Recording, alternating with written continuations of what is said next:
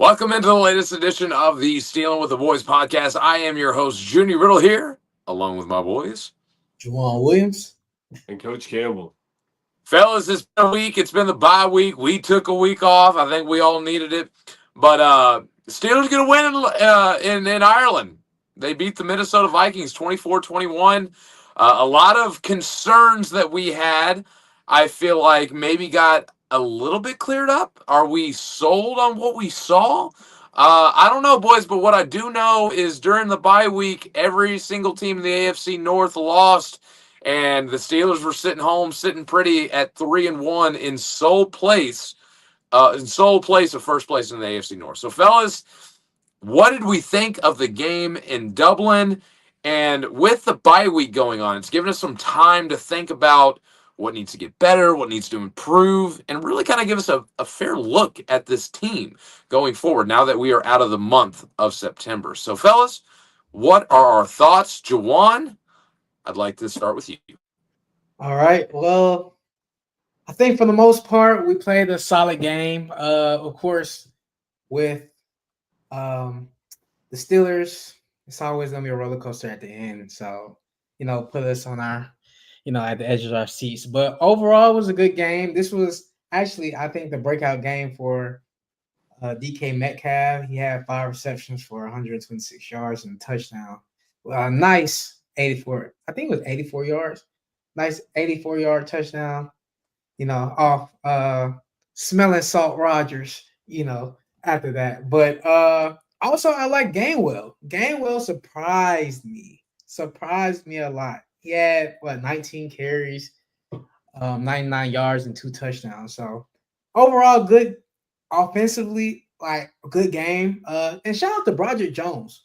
People been giving him hell for beginning of the season. Really, his whole career basically. And Big Ben even said something on his podcast about Broderick. Yes, Big Ben. So. Big Ben, you the GOAT. But, Roger Jones had to shut you up real quick. But, I mean, he has a big now. This is a big matchup he has this week. But overall, the offense was good. Defense-wise, we played solid.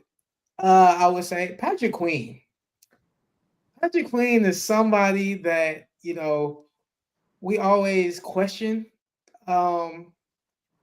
Most times because him and Wilson usually have they're good run stoppers, but they're not really good pass coverages. So I think he played a solid game so far. That's really all I got. TJ Watt, finally. I seen it finally, but 2 picks. I feel right. I feel good going into the bye, especially since the AFC North all lost. So that's a big thing.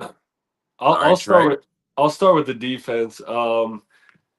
I'm still a little concerned with the defense. The reason I'm concerned with the defense is because we're playing bend but don't break a lot of the times, and we're relying on these splash plays / turnovers to come at the right times. Like we saw in the Patriots game, we got that turnover on the goal line, literally at the inch line.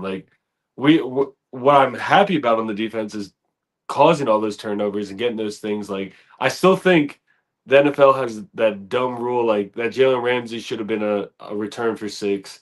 I mean, the dude barely touched it. He just glanced his fingers across the ball, and it's considered out of bounds, which is kind of bullcrap in my opinion.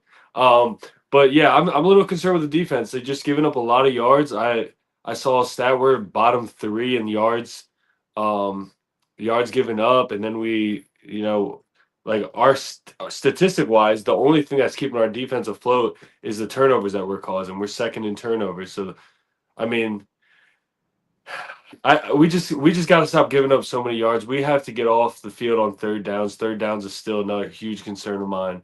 But offensively, man, I mean, we I wouldn't say we're there yet, but we're getting there. We're getting better every week. The offensive line's looking better every week.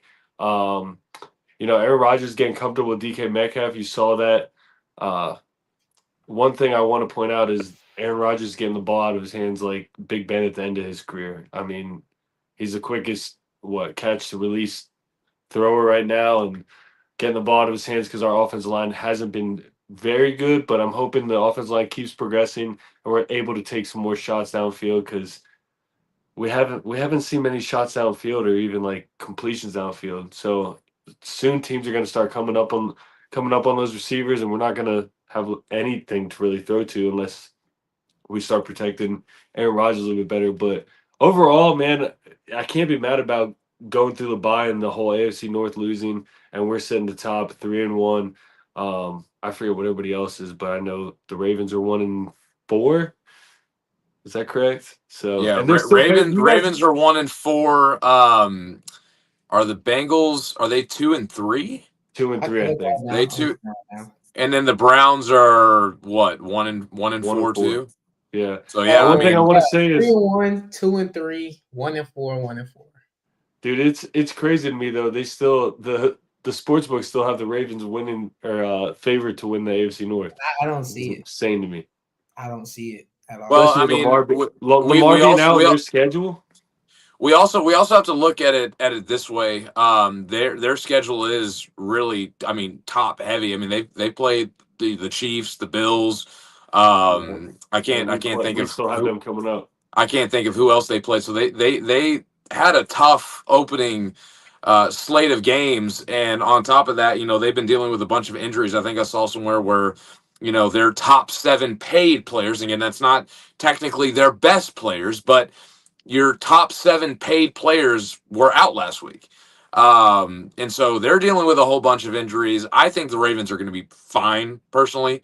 I mean, think about last year when, we were in control. We were sitting at 10-3, and the odds of us winning the AFC North were through the roof. And then guess what? The Ravens won out and we lost out, and, the rest is history. So, especially only with us being, 4 games in for us, 5 games in for the season, I'm not willing to go there anywhere near there yet. But as for me, with what I saw with this Minnesota Vikings game, I was pleased to see that we won both lines of scrimmage. That was number one. But let's not do it without context. I think the offensive line in general looks significantly better, and I think that they're the unit that's taking strides. As for the defensive line, even though they got 6 sacks and we got 2 turnovers, and that side of the ball looked better, we're also talking, I think Minnesota was missing 2 or 3 offensive line starters in that matchup too. I'm sorry, fellas, but I mean that's going to help make us look better. I feel like we were a bit of the healthier team, and so I think that helped a little bit. So it's not going to be until I see this defensive line unit really come up and show that they can handle a at least decent unit full of starters to make me really believe, like, okay, the Pittsburgh Steelers defensive line is back. I need to see a little bit more evidence to come out and be confident in that. But again, the results are what they are. They went out there, they handled business, and Tomlin now becomes has the highest winning percentage of any coach in NFL history in one score games. And this podcast has been very critical of Tomlin. And if we're going to shoot it straight, we gotta shoot it both sides. I mean, that's an excellent feat by him, and that plays to some of his strengths, although we do know some of his weaknesses. And so, boys, at the end of the day, it's Pittsburgh Steelers football. It's always going to be close. It's always going to be a gut wrenching win. It's always going to come down to the wire, and the boys got it done. But it's like Juwan made this point in our group chat. If we handle the next couple weeks, are we going to feel a little bit more confident that we win the division? And so this is a topic that I really, really wanted to get into about, they got the Browns coming to town. Then they got the Bengals, which they just traded for Joe Flacco. Like, Can I read the next? These are looking like some wins. So, do we feel confident that they can kind of go on the run here in the next few weeks? I was about to say, can I read the next 10 games? Yeah, go ahead. All right, so next 10 games are at home to the Browns, at Bengals, at home Packers, at home Colts, at Chargers, home Bengals, at Bears, home Bills, at Ravens, home Dolphins. I mean, that yes. that doesn't sound pretty cupcake to me, though. It was never going to be cupcake, but it's still we have to win. Each game for me is meaningful. There's not one game that we should slack on. I understand this week we play Dylan Gabriel, but you still can't slack on the Cleveland Browns defense. Next week, I am very scared. I look back at the video that we made the predictions on. I think we all had this one as an L, the next one. Yeah, at Cincinnati on Thursday night. I mean, with Joe Burrow, I think that was a no-brainer. And especially now, since even with Joe Flacco, man, you saw what he did us against the Colts. It gives me PTSD. Yeah, when we went to the Colts game. Yes. So, and also think about this, fellas. Think about this. When we did our preseason record predictions, we all thought, okay, Indy's coming to Pittsburgh this time. Shane Steichen has been a thorn in our side every single year since he went to the Super Bowl as the offensive coordinator of the Eagles. And we thought this year, with Anthony Richardson or Daniel Jones, whoever was going to be the starter, again, going back to preseason, that they would come to Pittsburgh and that would give us the edge. Now that Colts game isn't looking so easy. Now our run defense going up against Jonathan Taylor sounds like a nightmare. And so for me, I need to see this team, the way they came out and stepped up against the Vikings, to come out and step up against some of these other teams like the Colts, the Packers. And I know we're all thinking like, oh, Tomlin's record against rookie quarterbacks, it's the Cleveland Browns. Listen, Judkins is looking pretty good. That Browns offensive line, pretty good. And although, yeah, Tomlin's got a good record against rookie quarterbacks, at the same time, rookie quarterbacks have also came in and looked good against us in the last couple of years too. So let's not sleep on that. I don't know. This whole mantra of Steelers are 3-1, Steelers are the team to beat in the AFC North. I hate that stuff. I hate it because I've seen this script and we saw it last year. They were in control of the division and then they let it up and it was all downhill from there. So for me, I'm still worried. I'm still not sold on what I saw in Dublin, Ireland. I have to agree with you. I mean, like y'all were saying, I mean, the schedule, the Browns this week, I'm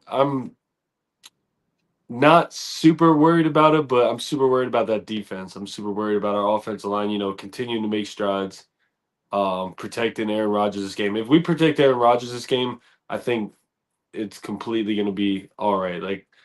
Like you said, Dylan Gabriel and Judkins doing well.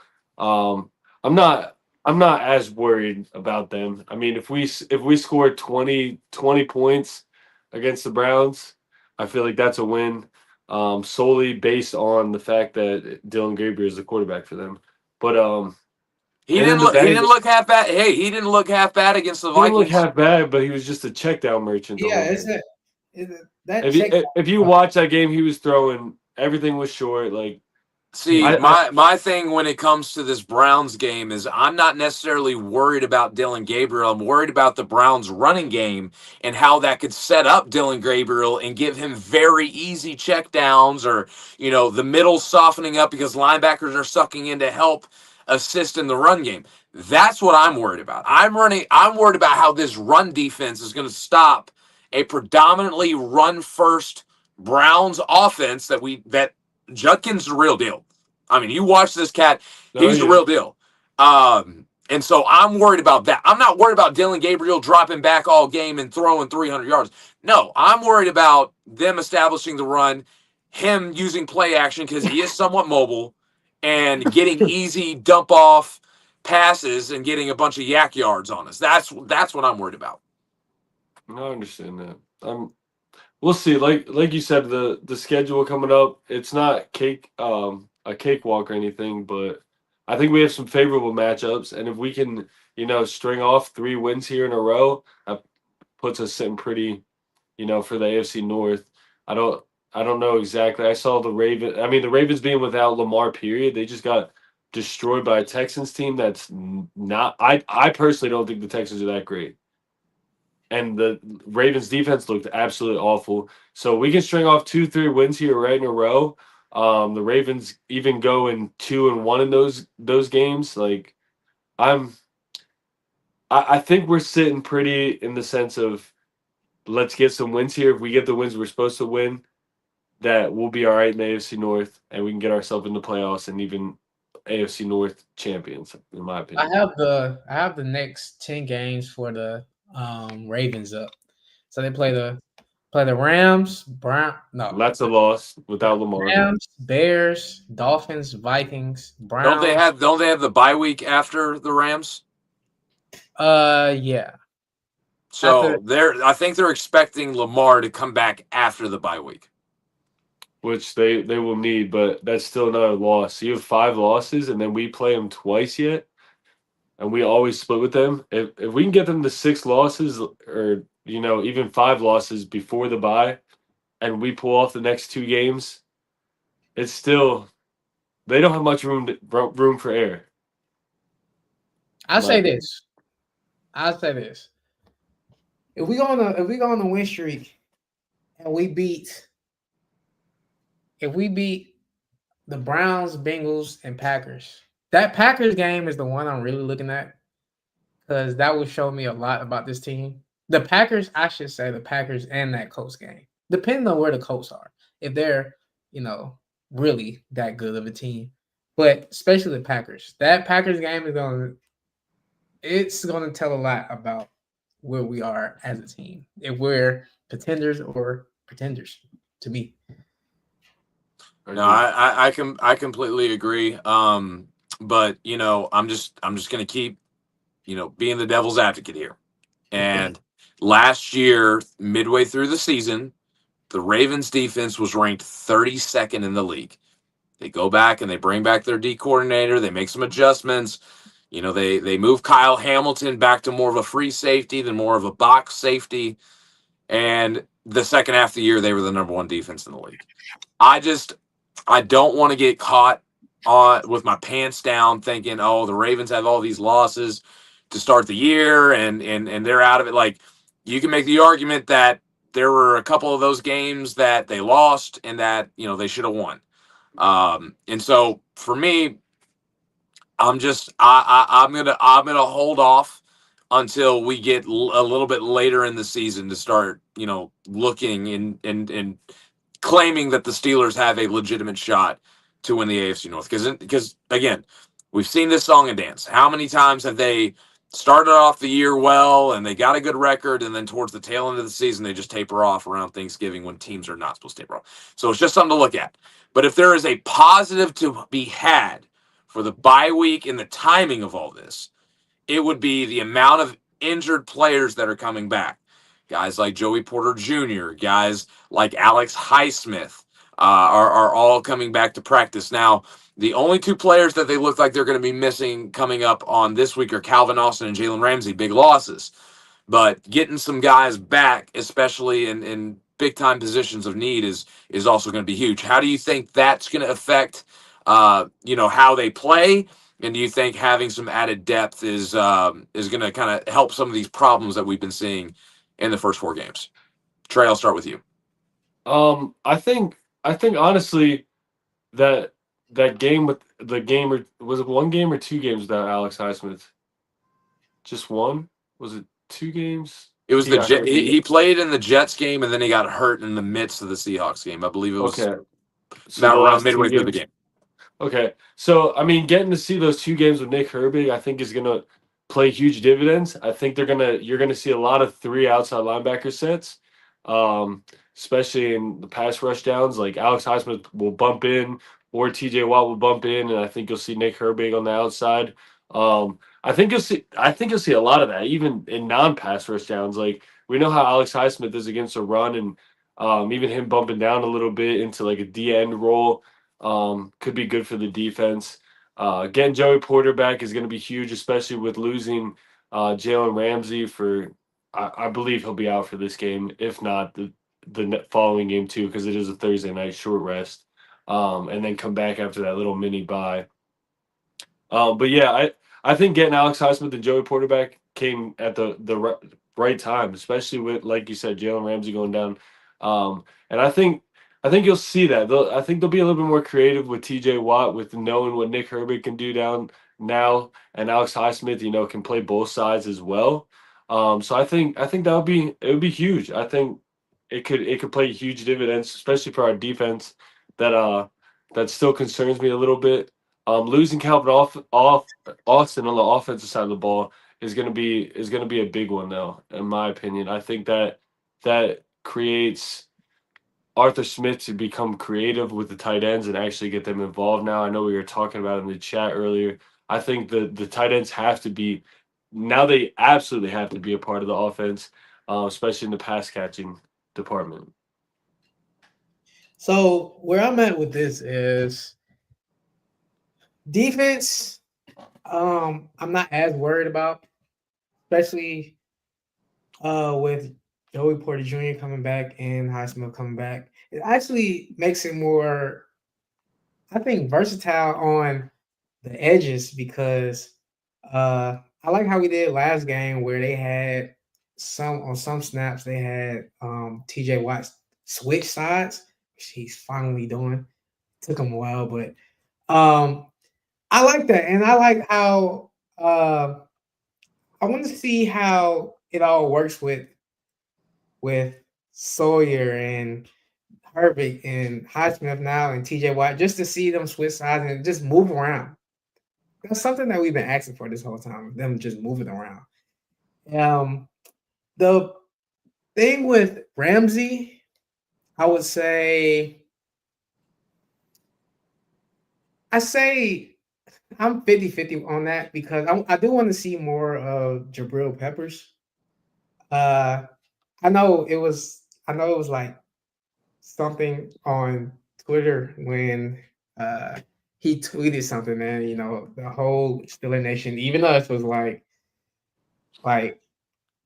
is he about to get released? Why is he about to get released? But it was all even when it came to the whole his birthday post, and Trey was like, last time they did a birthday post, somebody got released. They got released the next day. Yeah, Bro. so I do want to see more of him. Now on the offensive side, I think, since I'm the only one, because we've been talking about this in the group chat, I think that this is finally the time to see Roman Wilson.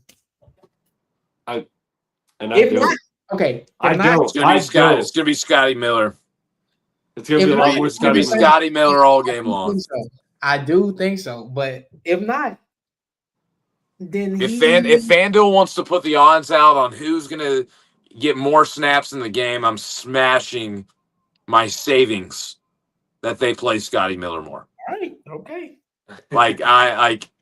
It's just their way. And until he gets on the field and shows it, I just don't like. He's gonna have to make a big play in a limited amount of snaps in order to earn his way through, and that's just the Steelers' old-fashioned way of thinking, which has ultimately really hurt the development of some of their players. I feel like in the last couple of years.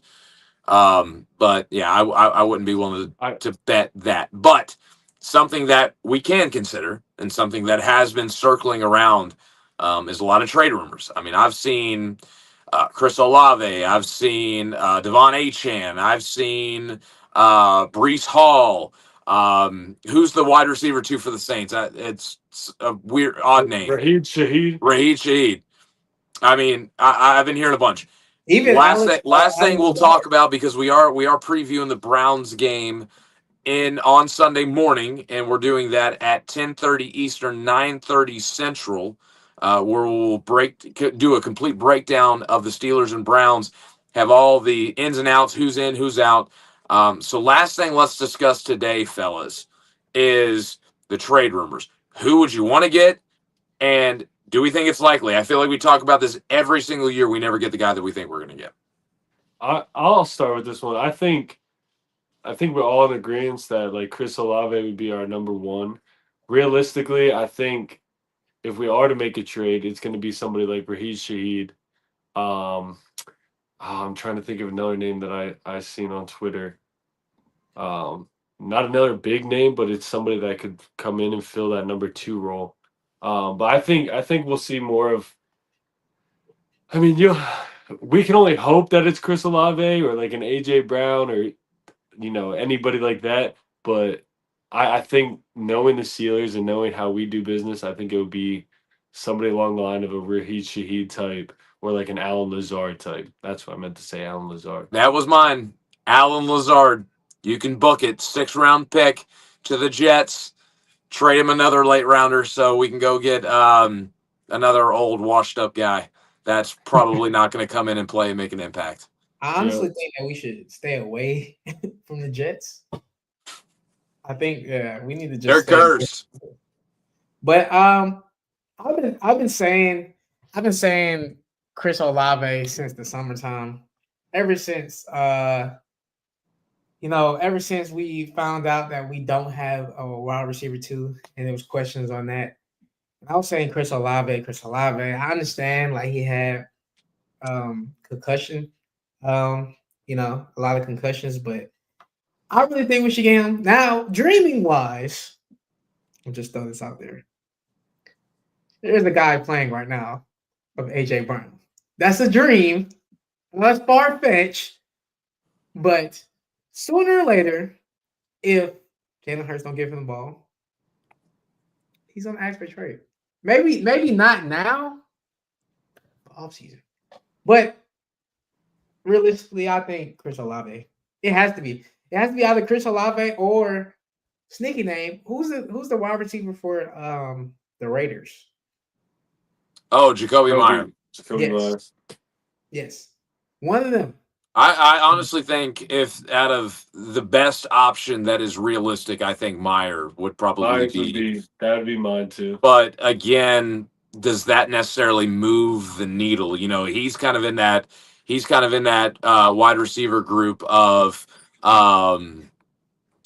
is he really that talented, or is he the only thing the Raiders have, and they've just kind of been forcing him the ball? We have Rodgers. We have Rodgers. No, I mean I completely understand that, but I don't know if Jacoby Meyer, like coming in to be a difference maker on a team that's trying to compete, is the guy that's going to come in and do that. I just think he's more or less a guy that's he's in a wide receiver room where there's just absolutely no one else, and he's the one guy that is at least decent. Like, is he a true wide receiver 2 on a team that is competing to win in the playoffs? I don't know.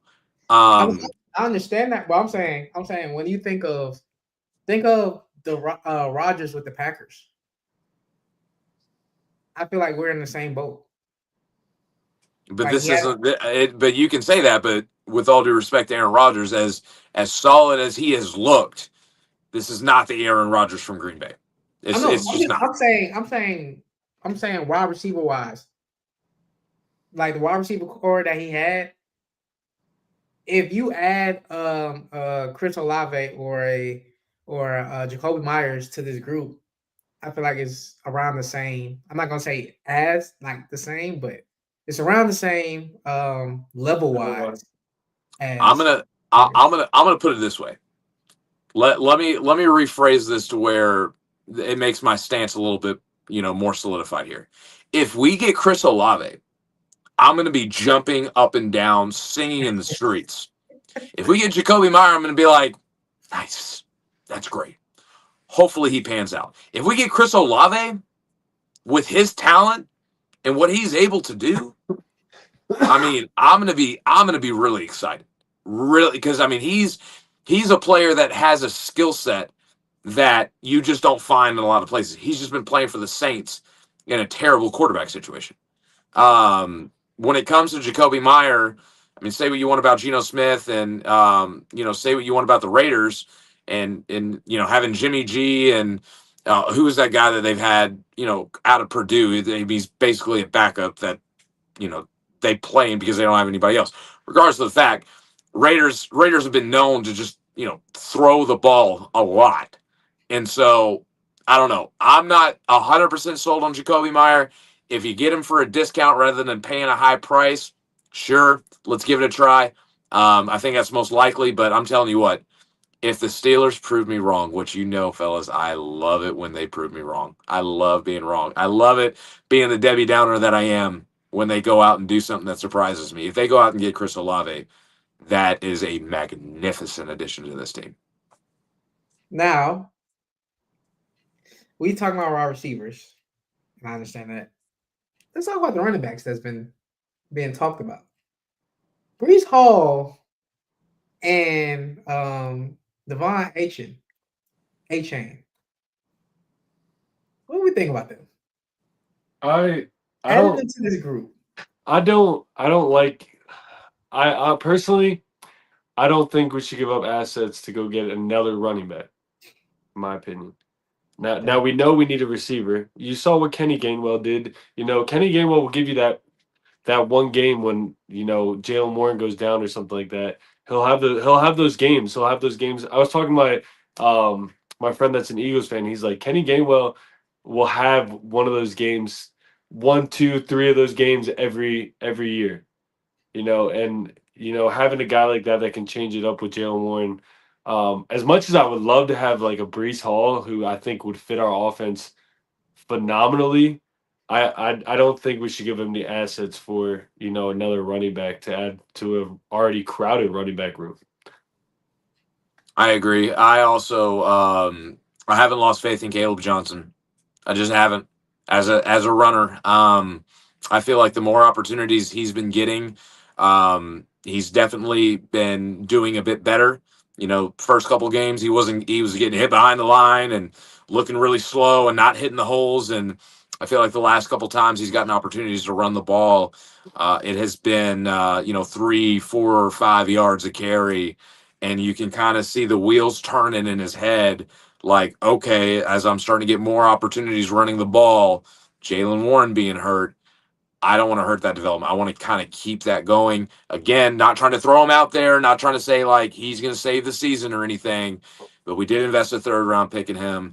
And I'm a believer, again, going back to the Roman Wilson conversation, I would love to see Roman Wilson go out there and get targets and get looks because that is developing young talent that we've invested quality picks in. Same with Caleb Johnson. I would much rather, if we're going to go get somebody, let's go get a receiver and let the running backs that we have do their jobs. I mean, I would much rather roll with Gainwell and Caleb Johnson and wait for Warren to come back when he's ready than to spend draft capital on the guys that are most likely going to be a rental because we know that the Steelers aren't going to pay a running back, especially one that they haven't had in-house for years and that they know a ton about. So I personally think that would be a waste. I think if they're going to make a trade, go and get a receiver or go and get somebody that's going to help, with run support, whether that's a linebacker or a defensive lineman. That's where I'm at. I agree. I think we just need to get offense. We have enough weapons on defense. We need to boost up that offense. And it doesn't even have to be a weapon on the defense. It could just be a linebacker that is a thumper, a guy like a Landon Roberts that can come in and really support the run. I would not be upset if they went and got somebody like that or some extra defensive line help. I am just that unsure of our run defense at the current moment, and so until they prove me wrong, I think that that's something that could also be addressed in the trade market as well. We worked out Isaiah Simmons. I think today. He's like an outside linebacker, like a speed guy. Like he's not. If anything, he's more of a pass rush specialist, which again, don't really think we need. I am worried about defending the run against the Ravens and the Browns and teams like the Colts and the Packers that we have coming up that have very good run games, and nothing that I have seen so far this season has shown me that the Steelers can stop the run. And I think that first and foremost is the biggest issue with this team. If they can't stop the run, they're not going anywhere. And I will say that clear as day. If they do not learn to stop the run and completely turn it around, it doesn't matter what the Ravens do. It doesn't matter what anybody does. They will go to the playoffs and they will get stomped again. And I don't want to see that happen again. I'm tired of seeing it. I want real results and I want real fixes to the problems that this team has. And as of right now, run defense and finding another receiver to go along with DK Metcalf while Calvin Austin is out. And even when Calvin Austin comes back, just having another guy that can prove they produce is number 1 and number 2 on my list. I agree with that 100%. Oh wait, I have one more thing to say because we haven't said it yet on the show. So I want to bring up a stat, right? So let me see if I can find it real quick. There we go. The great Darnell Washington. Okay. When Darnell Washington's in the game and he plays over 40 offensive snaps, we are undefeated. I wanted to bring that up too. Even when we're in that heavy tight end package with Spencer Anderson and Darnell, the stats are just skyrocketing rush-wise. 6-0, 125 yards rushing per game, 7 rushing touchdowns, outscoring opponents 149 and 110, and 2-0 against the Ravens. So why, I would like to point this out. Why is it, we've had Darnell for what? This is his 3rd year. Why is it only 6-0? Because he's only got 40 snaps. Because he gets 40 plus snaps. And I know, but the reason why he's getting 40 snaps is because the Steelers are the ability to establish the run game. And when we're able to establish the run game, that makes our offense flow so much better. And so if the Steelers get down early, if the Steelers can't establish the run against a certain team, that's going to affect the amount of snaps that Darnell Washington. I think that's more or less an in-game circumstance stat. Whereas if the Steelers get off to a good start running the ball and they're able to establish running the ball, that they're very likely going to win the game because that is how we are set up to win. But when we don't have the ability to run the ball, or if a team jumps out on us early and we can't run the ball as much as we would like to, then we are just unable to play Darnell at that rate. And so I think that's more indicative of a stat of the Steelers having good matchups and establishing what they want to do on offense, which, as we know, has been few and far between for the most part since the days of Big Ben after him tearing his elbow. So I see that as more of a stat that just shows what happened in those games, whereas that's a trend just to say, like, the more we play Darnell Washington, the more likely we are to win, if that makes sense. Makes sense. I think it does have a correlation, though, honestly. I think he just needs to be in there more. And you saw him catch more passes. Like, he had the most targets. He had the most snaps from our tight end room, which we thought our tight end room would be a lot of Jonnu and Pat. And the best our offense has looked has been when Darnell gets in there, is able to block and catch the ball. So I think I'd admit that. And that's what I'm saying. Arthur Smith's offense goes through tight ends. We talk about it all the time. Arthur Smith loves his tight ends. When you have a guy that can do both, whether he's not super fast or not, like, he can catch the ball. He doesn't go down by one person. Like, the more we use him, the pass game and run game, the better offense will be. I also think that having Aaron Rodgers, just, his experience as a quarterback and being a multiple-time MVP and Hall of Famer, top 10 of all time to ever play the position, I think, like, him being at the helm is also helping with Darnell and really maximizing the usage of what he can do. And so I just think that, like I said, that is something that I will agree. Yeah, like, with Rodgers, he has looked more like a well-rounded tight end. And so if that continues to progress, then yeah, I'm on the same page. Like he does need to play more and needs to see more opportunity. But if that is also the case, we're paying Pat Freiermuth a lot. And I love Pat Freiermuth. But part of the reason some of these deals for Brandon Ayuk or Terry McLaurin or some of these big name wide receivers is because the Steelers haven't been willing to move off of Pat Freiermuth. Does that change with what they've seen from Darnell? I think that's also a really good question. Yeah, I think that could be something that you can see at the trade deadline, especially if he only gets 15 snaps again. You're paying that man how much for 15 snaps a game? I wouldn't trade him though. Why? Mainly because of I understand the whole, because he's getting more. Darnell and Jonnu is getting more snaps than him, but Jonnu is up in age. So and how old is Freiermuth? Like 26, 27? He's my age. So I wouldn't trade him. I don't think I'm at the point where I'm trading Pat Freiermuth. I'm gonna tell you this right now. If it means Chris Olave or it means Terry McLaurin or it means a high level wide receiver number 2, I love Pat Freiermuth. I don't want him to go either. But like, business is business, and if Darnell Washington is able to take a portion of his role, and then Jonnu Smith becomes more of the receiving tight end, and they split that up, and then we get another wide receiver at an elite level, and it is moving Pat Freiermuth to be able to make that kind of move, then I'm doing it. And I'm not thinking twice about it, because this is a business. This is about winning games. And I know we love the guy. I mean, we love Najee. I mean, there's a lot of guys that we really like. But at the end of the day, we're not winning playoff games. I want to win playoff games. Like, I don't want to stay loyal to somebody that isn't, getting the bulk of the snaps, that isn't producing in this offense. I'd rather go cheaper. I'd rather go younger. And let's bring somebody in that can actually help us in a different area that we need. And if that means giving up Pat, that means giving up Pat.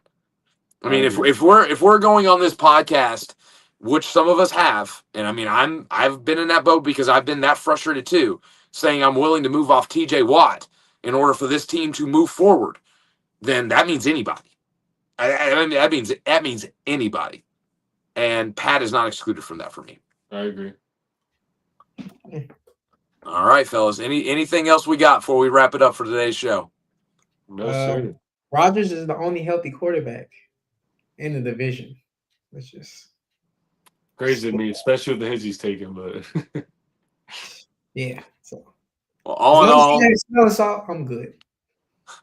All in all, Steelers got their first divisional game of the season at home, coming off the bye against the Cleveland Browns and the rookie quarterback that is Dylan Gabriel. We know Mike Tomlin's record against rookie quarterbacks, so we will be bringing you the episode previewing that game Sunday morning, 10:30 Eastern, 9:30 Central. Tune in live here on YouTube. Follow all the socials on Twitter, TikTok, Facebook. We are Instagram. We're on it all. Follow Stealing with the Boys podcast. For today's episode, though, we are out. Kings in the North. Yes, sir. Kings of the North.